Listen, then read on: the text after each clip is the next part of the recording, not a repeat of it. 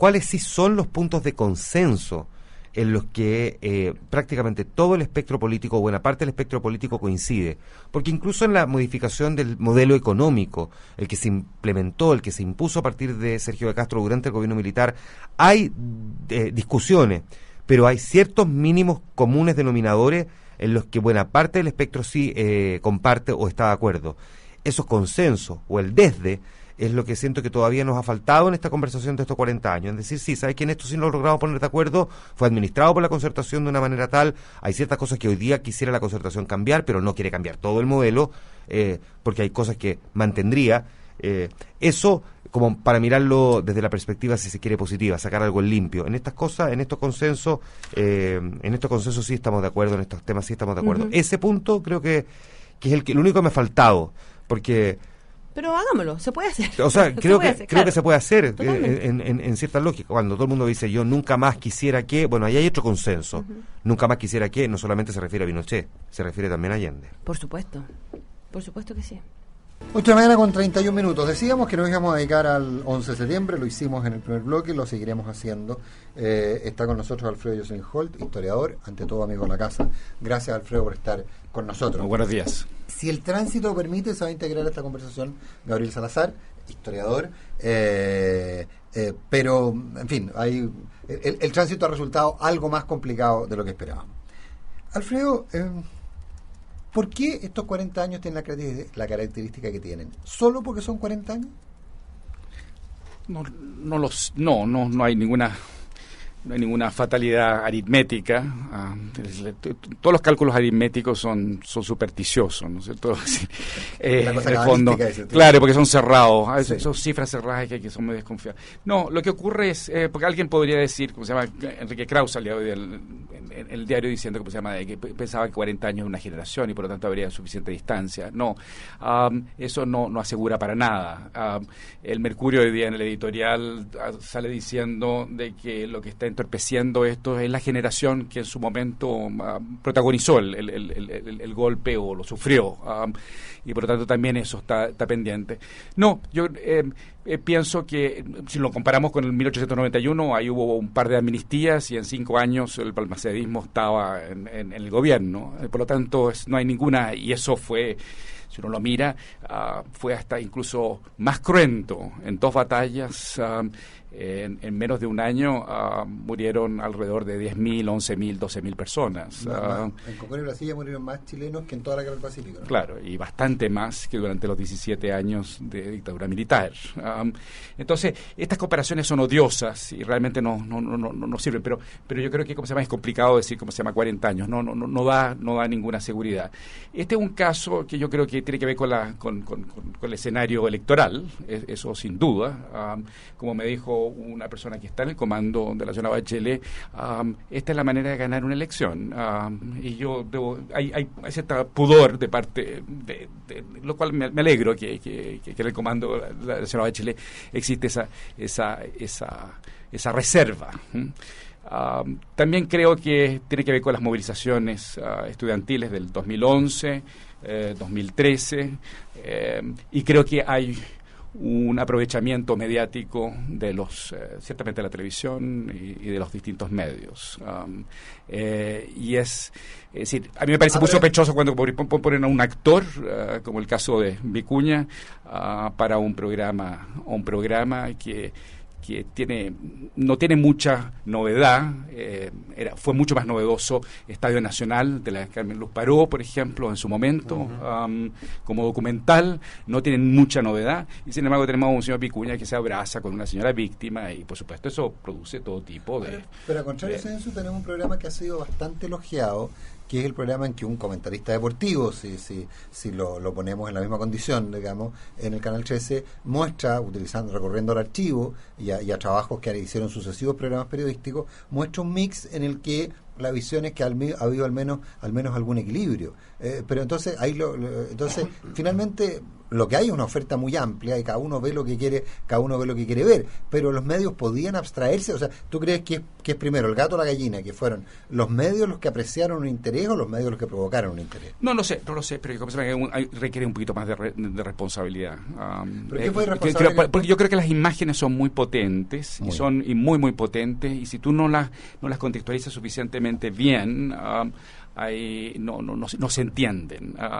Yo llevo años tratando de entender esa imagen del golpe, que es el bombardeo de la moneda. Es decir, ¿qué es lo que significa un bombardeo de la moneda por fuerzas que se identifican como los garantes de la institucionalidad? Es decir, hay algo ahí que ¿Y qué elude. significa para ti? ¿Qué explicación te has dado a esa pregunta? Bueno, yo creo que se llama de que exige una explicación. Esto es como Condorito. Y llevamos mucho tiempo. A mí lo que me interesa en este momento es más que una explicación, es propiamente añadir más información. Y yo creo que aquí hay muchos puntos que no tenemos información, y esto es interesante mirarlo desde esa perspectiva. Por ejemplo, no sabemos un dato que es muy importante, es lo que es novedoso del 73, el golpe, y lo que sigue es la tortura. Eso es lo que diferencia al 91, que son muchos muertos, y también lo que ocurre en otros países del Cono Sur, que hay muchas muertes. Aquí hay muertes que son producto de torturas, supuestamente, y la tortura. ¿Cuándo se tomó la decisión de hacer eso? Eso supone una cierta planificación anterior, tiene que ver con planes de, ¿cómo se llama?, de manejo. Eso es un punto que me parece que es fundamental tratar de entender. Hay otro punto que me parece que es notable. El gobierno de la Unidad Popular era un gobierno popular, soberano popular. No ha habido nunca un gobierno soberano popular en Chile como el gobierno de la Unidad Popular de Allende, y la resistencia del pueblo fue bajísima, por no decir nula. A mí eso no termina por llamar la atención, y eso es algo que la izquierda tiene que explicarse. Es decir, tenemos un autoritarismo tan fuerte que ante un ejercicio de fuerza el pueblo se resiste. O la interpretación que otros hacen es que en realidad gran parte del pueblo en realidad ya no podía más con el gobierno de la Unidad Popular, y que por eso, en lugar de resistirse, lo que hace es que deja actuar. Bueno, habría que revisar el efecto, pero siempre se ha dicho que fundamentalmente los sectores que más habían sido afectados durante la Unidad Popular había sido la clase media, más que el pueblo. Pero la falta de la brutalidad es un hecho real, y creo que todos quedaron quedó muy en evidencia muy rápidamente que tenía un calibre este golpe que era además fue muy rápido, claro, digamos. Pero la falta de resistencia del pueblo, este es un pueblo que además en el lenguaje de una izquierda nunca será vencido, y vencerá. ¿Cómo, y en este caso, para entenderlo, Alfredo, resistencia de qué manera? ¿De qué manera se podría haber notado esa resistencia en las calles? Bueno, es decir, siempre hay una resistencia en las calles. Lo ha ocurrido en muchas ocasiones, cuando invade Napoleón Madrid y se llama España en 1808-9, ¿no es cierto? El pueblo se alza para defender, aun cuando les va muy mal. Es que la pregunta es porque a lo mejor eso en parte puede explicar o responder tu pregunta que te has venido haciendo durante todos estos años del por qué el bombardeo de la moneda. Sí. La fortaleza que intenta demostrar desde el punto de vista práctico el ejército, la fuerza aérea, con los tanques en las calles, con los aviones bombardeando el Palacio Presidencial, es de una magnitud tal que es incontrarrestable. Digamos, el que hubiese querido salir a protestar a la calle hubiese dicho no tengo cómo. O sea, aquí están bombardeando el Palacio Presidencial, aquí hay tanques en las calles, por lo tanto, ¿cómo podría, en ese caso, quienes hubiesen defendido a Salvador Allende, siguiendo tu lógica, haberse levantado en contra de esa digamos, no lo sé, de esa magnitud? No lo sé, es simplemente que planteo el asunto, planteo ese punto. Estamos frente a un gobierno soberano popular, como no ha habido nunca en la historia de Chile, y sin embargo no hay una falta de resistencia, y hay una falta, y ahí es un punto.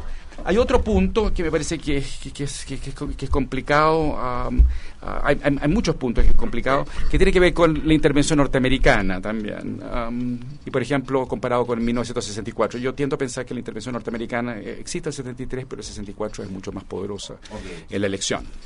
El tránsito ha permitido que finalmente Gabriel Salazar llegue a... Disculpen. No hay ningún problema, profesor Salazar, muchas gracias por estar esta mañana con nosotros.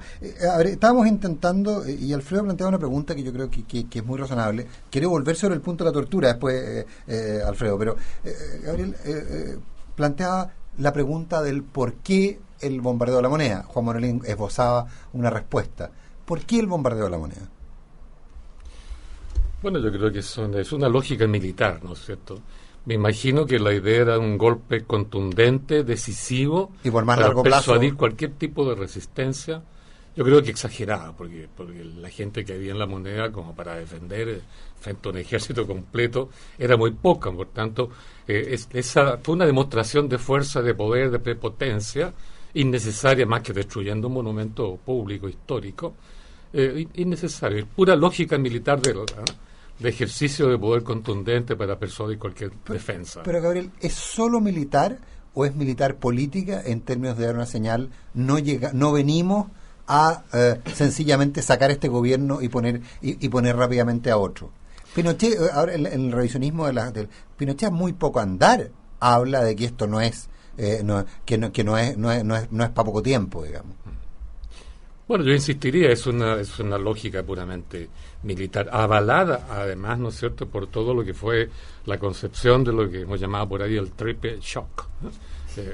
Inspirado en las doctrinas que indudablemente la CIA fue inspirando e instilando en los militares que estaban de alguna manera fraguando el golpe. En la Escuela de las Américas. Porque hay una enorme diferencia entre el tancazo del 29 de junio, que fue típicamente organizado por militares chilenos, un cuartelazo mal hecho, como todos los cuartelazos que dio en el siglo XX el ejército chileno, muy distinto al golpe que se da, un golpe nacional que se da el 11 de septiembre, ciudad por ciudad, ¿no es cierto?, universidad por universidad, sindicato por sindicato.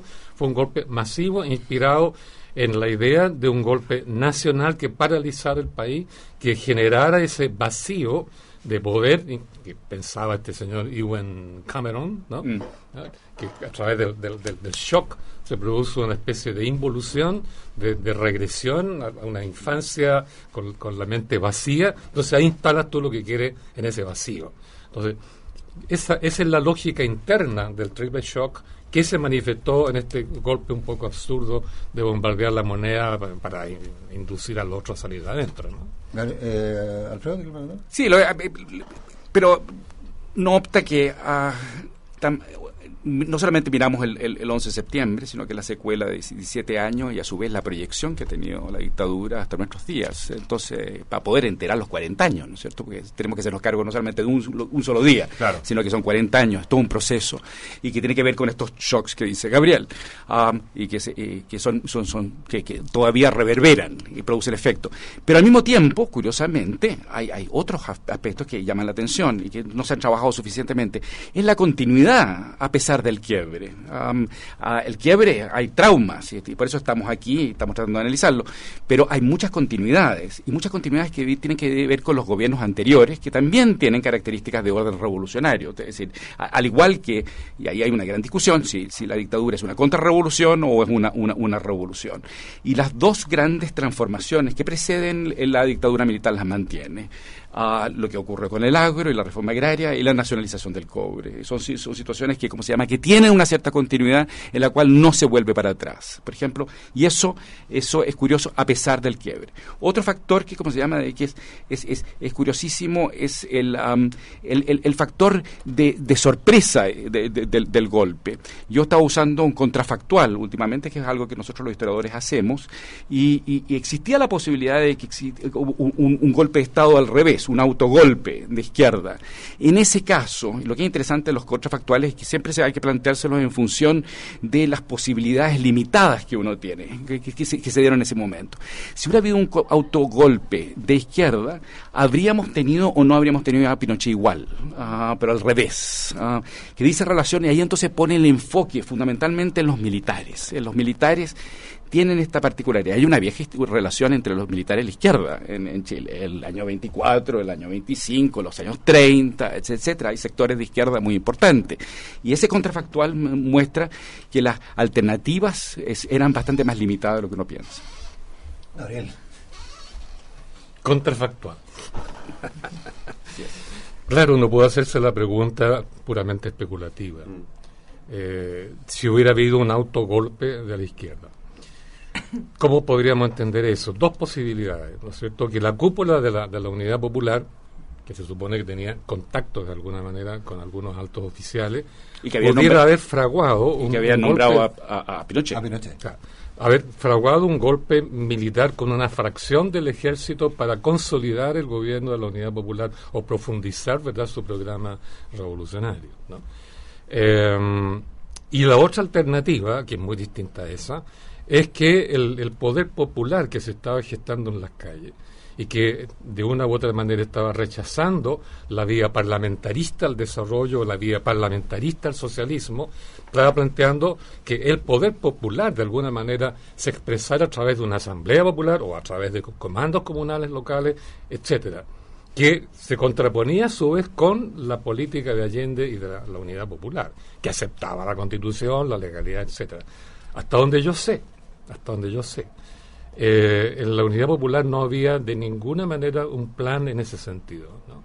Precisamente porque chocaba muchísimo con la personalidad del pensamiento de Salvador Allende. Del propio Allende, fundamentalmente. Del propio Allende, ¿no? Era la piedra tope. En eso, Carlos Altamirano, con el cual hicimos un libro, una y otra vez me insistió que Allende de ninguna manera quería abandonar la vía constitucional, la vía legal, y que él tenía todo preparado, que si lo obligaban a hacerlo, él entonces desaparecía, como dijo, me sacan con los pies para adelante la moneda. Pero yo no abandono el sillón presidencial que legítimamente gané con el apoyo del pueblo.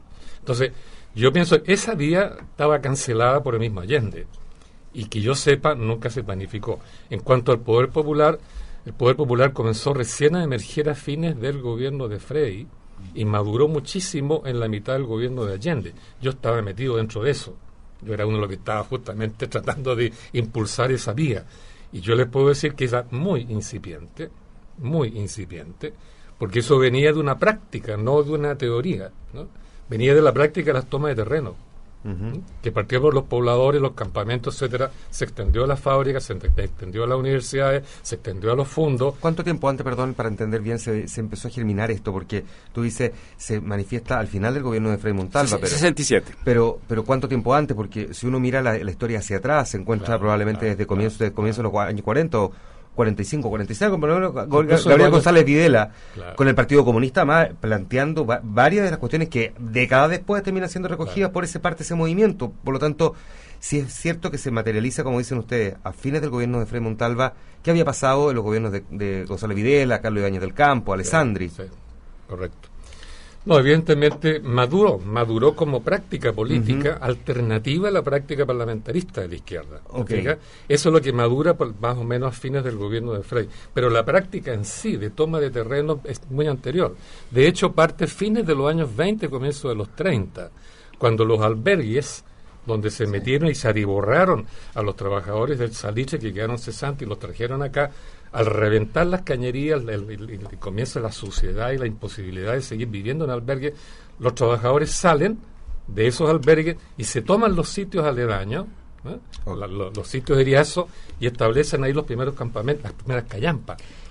Pero como nadie dijo nada, porque todo el mundo dijeron, estos pobres cesantes, es legítimo que estén ahí porque los albergues ya no dan abasto, claro. Entonces otra gente sin casa se va sumando a las callampas. Es un proceso que yo lo presencié con mis propios ojos. Estamos conversando con el profesor Gabriel Salazar y con el profesor Alfredo Jocelyn Holt en este 11 de septiembre. Antes de que usted se integrara, profesor Salazar, Alfredo hablaba de hitos o de cosas que respecto de las cuales todavía hay muchas preguntas en relación, tanto con la previa como con el 11 y con lo que pasó inmediatamente después.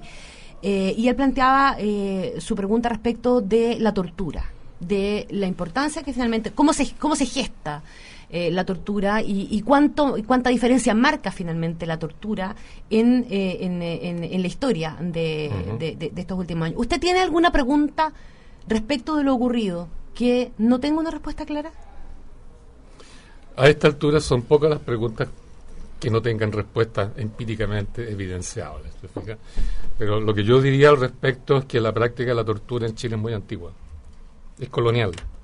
es colonial. Pero Gabriel, no es sistemática a estos niveles y no es y no es tan extendida como para poder contrarrestarse con el número muy bajo de homicidios, muchos de los cuales son producto de la tortura, en comparación con lo que está ocurriendo en Argentina, en el resto de los países del Cono Sur y demás. Eso es una política muy sistemática, que dice relación con lo que tú estabas hablando anteriormente, que con un plan que tiene que ver con un adiestramiento militar que viene, sabemos que está el caso de Algeria, hay una cantidad de hitos anteriores. Pero evidentemente que, independientemente que tú puedas remontar casos de tortura hacia atrás, nunca se da con ese nivel, ni masividad, ni escala. ¿No tendrá que ver con la profundidad de la que hablaba el profesor Salazar, con la que se pretende el impacto y el golpe a lo mejor es parte de lo mismo? Bueno, hay tradiciones en Chile de tortura, hay tradiciones oligárquicas de tortura. Por dos razones principales, muy cortito porque esta es una historia larga, ¿no? Que he estado años investigándola. La principal, el pueblo mestizo, del cual no se habla nunca. El pueblo mestizo nació en Chile sin derecho, porque hubo un derecho para los indígenas, derecho indiano, un derecho para los españoles, pero no hubo derecho para el pueblo mestizo. Y si hubo algún derecho era para explicitar lo que no podía ser ni era. Entonces no podían ser esto, no podían ser lo otro, etcétera. Entonces este pueblo sin derecho, más derecho era más bien negarle ciertos claro, derechos. Este pueblo sin derecho, entonces que vagabundeaba por el país, etcétera, etcétera, podía ser violado. Por eso es que a los rotos se les podía azotar, se les podía poner el cepo, se les podía fusilar, se les podía palomear, como se les podía masacrar, sin ningún sentido de culpabilidad, ¿no? Por eso que la impunidad se instaló en Chile. 22 veces el ejército chileno masacró al pueblo chileno y especialmente a este sector popular, ¿no? Y absolutamente impune, ¿no? Jamás se habló en Chile de castigar de alguna manera a los culpables de estas masacres. Por eso que los militares, con toda frescura, Contreras hasta el día de ayer, no hemos hecho nada, digamos, no hemos cometido crímenes, ¿no? Solo es primera vez en la historia de Chile, ¿no?, que ocurre esto, que haya militares juzgados por tortura, y ellos siguen negando, porque está en su tradición y en su mentalidad que no. Pero Contreras objetivamente, específicamente, niega la tortura, reconoce lateralmente y plantea que había una guerra, que había un enfrentamiento, sí, y que hubo víctimas por ambos lados. Una manera eufemística de decir, sí, efectivamente matamos gente. Pero la tortura se niega. ¿Por qué se niega con tanta fuerza la existencia de la tortura? Nicolás, además se niega por los gobiernos durante la transición. Recordemos que la Comisión Rettig se hizo cargo nada más de los casos de homicidio. No se hizo cargo de la tortura. Se tuvo que tomó mucho tiempo para llegar a la Comisión Valech. Pero muchos de los casos de muertos fueron procesos de tortura que están descritos en el informe de Rettig y que terminan con la muerte. Pero Nicolás, por ejemplo, cuando estamos hablando de torturas, tenemos que hablar en estos términos que, por ejemplo, desde un punto de vista jurídico, uno podría sostener que durante la dictadura militar, cualquiera persona que haya sido detenida y llevada a un recinto policial de carabineros o militar, o bajo una ley de seguridad interior del Estado, estaba sujeto a premios que pueden ser considerados tortura. Y por lo tanto estamos hablando de cifras masivas. En segundo lugar, el aspecto de la tortura, que es muy grave, es el hecho de que la víctima convive con el victimario con posterioridad a la tortura. Y tres, que tiene un efecto de irradiación muy tremendo, y por lo tanto es un factor, que hace extender el temor a toda la sociedad desde el momento en que la víctima llega y vuelve de su detención. Que otra cosa que hasta ahora no hemos podido conversar, bueno, es muy difícil, tanto, y ustedes mismos han dicho, han estudiado durante años, sin necesariamente arribar a conclusiones frente a este fenómeno, pero hay otra cosa que le ha costado probablemente a buena parte de la sociedad explicarse. Una es la tortura y la cantidad de desapariciones, y otra es la duración del gobierno o de la dictadura militar. ¿Por qué 17 años? Y la proyección. Claro, y la proyección. Pero ¿por qué 17 años? Porque una cosa, como bien decía Connie hace un rato, es que haya habido un sector probablemente mayoritario ya, desde el punto de vista político, que haya apoyado la intervención o el golpe. Otras distintas que hayan dicho sí, que se queden 17 años. Parto con usted, señor Salazar. ¿Por qué cree usted, o cómo se interpreta esto de los 17 años? ¿Qué fue pasando en el camino que se fueron quedando, y se podrían haber quedado 8 años más, de hecho? Bueno, la idea matriz, la idea más profunda que subyace debajo de todo esto, es que ellos estaban decididos a erradicar toda una cultura política una cultura sociopolítica en Chile, que era populista, que era socialdemócrata, que era socialista y que estaba instalado no solo en la clase política, sino que en el pueblo también. Ahora, erradicar toda una cultura para generar allí un vacío e instalar una nueva cultura política, la del mercado, y mercado en condiciones de absoluta dominación, ¿no? Porque no es el mercado a medias regulado, como se dice en otras partes, sino desregulado por completamente. Eso requería mucho tiempo. Ahora, y Pinochet lo dijo. Sí, pero Pinochet lo dijo. Muchos reconocen en el entorno de Pinochet incluso que no era su convicción ese modelo. De hecho, fueron los civiles, partiendo por Sergio Castro. Bueno, los militares son más bien estatistas. Claro. Y en algunos aspectos lo mantuvieron. Pero es que eso es cuestión de ¿cómo verlo en su especificidad, ¿no? Sí. Porque el ejército no tenía ninguna cosa clara como proyecto alternativo cuando fueron empujados al golpe por Estados Unidos. No tenían nada claro, porque nunca han tenido nada claro sobre un proyecto país. Pero la adopción del modelo fue harto tiempo después. La derecha chilena tampoco, nunca ha tenido un pensamiento claro. Por algo Estados Unidos creó el vínculo con la Universidad Católica para enseñarle el liberalismo a la derecha chilena, porque son corporativistas, son nacionalistas, son oportunistas, son golpistas, han sido de todo, y no han sido capaces de darle una conducción al país. Entonces, ni el ejército ni la derecha tenían claro lo que querían después de dar el golpe, salvo eliminar al marxismo. Alfredo, yo soy claro. Pero Gabriel, no. Un momentito. Perdóname. Entonces, por eso es que demoraron mucho en hacer una propuesta alternativa. De ahí la importancia de los Chicago Boys. De ahí la importancia de Milton Friedman. Y Pinochet tiene la intuición de aceptar eso sin entenderlo. Porque no está en la tradición del ejército chileno entender profundamente lo que significa, mucho menos el modelo neoliberal, ¿no? Y posteriormente la legitimación política de un modelo que era originalmente económico también fue con ayuda de otras personas. Ahí está todo el grupo, yo le llamo los Constituent Boys, de la Comisión Ortúzar, que creó la Constitución del 80, y más tarde los Turent Boys, es decir, todos los teóricos de la concertación que legitimaron tardíamente el modelo Pinochet. O sea, los militares no tenían mucha cosa en la cabeza, pero ahí entraron los niños de Chicago, los niños que iban a redactar la Constitución y los niños de Turén que legitimaron como democracia lo que era ilegítimo por nacimiento. Don Alfredo. Claro. No, sí, yo tengo otra visión distinta, y eso es que nos queremos tanto con Gabriel. Adiós, nos estimamos. Pero hay dos puntos fundamentales. En primer lugar, ¿cómo se llaman? Los militares llegan, al igual que lo que ocurrió en el año 24-25, llamado por civiles, y en este caso llamado por la Presidenta de la República, que era Allende. Los militares entran llamados por la izquierda. Es en primer lugar. En segundo lugar, empujado por la CIA. No, yo creo que ¿cómo se llama? A Prats, y por Agustín Edwards, que fue corriendo, ¿no es cierto? Pero Alfredo habla de la integración al gobierno, al gabinete. La integración del año anterior. El segundo punto, ¿cómo se llama? Que me parece que también les puede explicar lo que tú señalabas, ¿cómo se llama? Respecto a la continuidad, es que este país está dividido en mitad y mitad. Es decir, los civiles tenían bastante claro de oposición a la Unidad Popular, que no estaban de acuerdo con el escenario que se estaba planteando al interior durante la Unidad Popular, durante esos 3 años, e incluso el gobierno anterior, con la radicalización que había tenido el gobierno de Frey. Por lo tanto, y esa división, mitad y mitad, ese carácter binario, dialéctico, en este país continúa hasta nuestros días.